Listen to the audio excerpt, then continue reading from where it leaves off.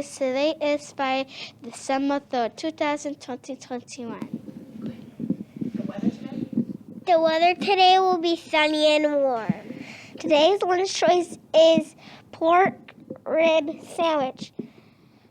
Today's special day is B2, now productive for morning meeting.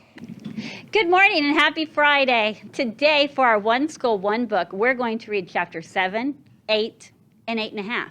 Did you know there was a chapter 8.5? Last time we read, Lulu met a snake and a tiger in the story, and she was able to get herself out of trouble, but I wonder if she will run into other mean animals in the forest.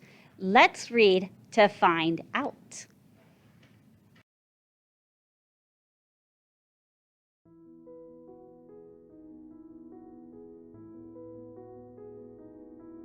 Hi, I'm Mrs. Flott, and I'm going to read you what happens next with Lulu and the Brontosaurus.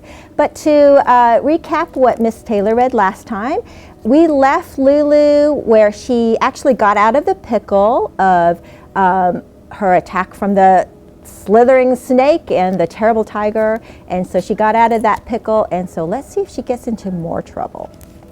Okay, chapter 7. As the afternoon turned into late afternoon and then into early evening, Lulu trudged even deeper into the forest. When she felt hungry, she opened her suitcase and took out a pickle sandwich. Must be from her pickle that she just got out of. When she felt cold, she took out a sweater and socks, and when it got buggy, she opened the suitcase and took out some bug spray and sprayed. She was feeling a little tired, but she kept trudging and swinging her suitcase and singing her song. I'm gonna get a Brontosaurus for a pet. I'm gonna get a Brontosaurus for a pet.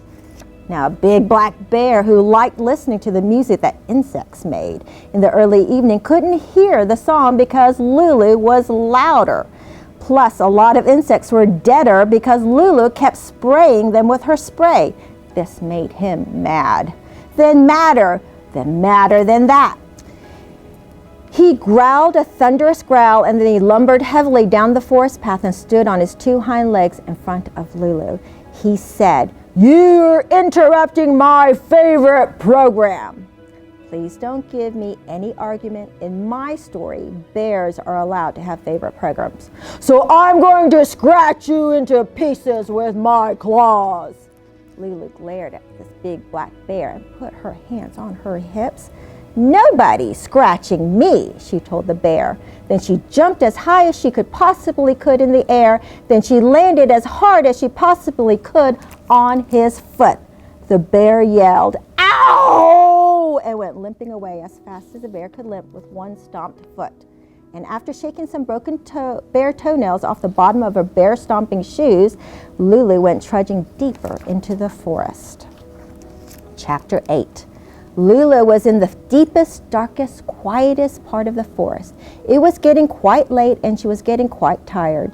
She took her sleeping bag out of her suitcase, spread it on the ground, and lay down to sleep. But before she slept, she sang her song once more. I'm gonna get a Brontosaurus for a pet. I'm gonna get a Brontosaurus for a pet. Actually, she never really got to sing the last line because before she could get to it, she fell asleep. Chapter 8 and 1/2. At dawn, Lulu woke to the sound of birds calling to one another and the dusky, musky smell of the forest floor and the feel of a gentle late summer breeze blowing across her face and the taste, because she hadn't bothered to brush her teeth before she went to bed, of yesterday's pickle sandwich. She also woke to the sight of something so huge, so enormous, so utterly gigantic that she thought, no, she was sure, that she was still dreaming. It looked like a mountain, except this mountain had legs, a very long neck, and a very small head. It was, as I'm sure you're already figured out, the Brontosaurus that Lulu had been searching for. Look at it. That's what she woke up to. I wonder if she is still dreaming. You'll have to wait till next time. I hope you enjoyed it. And now for our JPS mission statement, and I have two great leaders helping me. JPS kids soar higher. Super problem solvers, outstanding writers, accomplished readers, ready for success.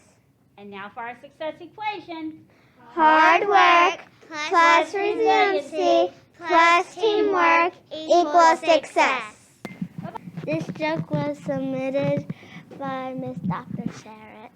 Hey, Milena, do you know how to make a Kleenex dance? No. Just put a little boogie in it. Did you say dance? Have a great day!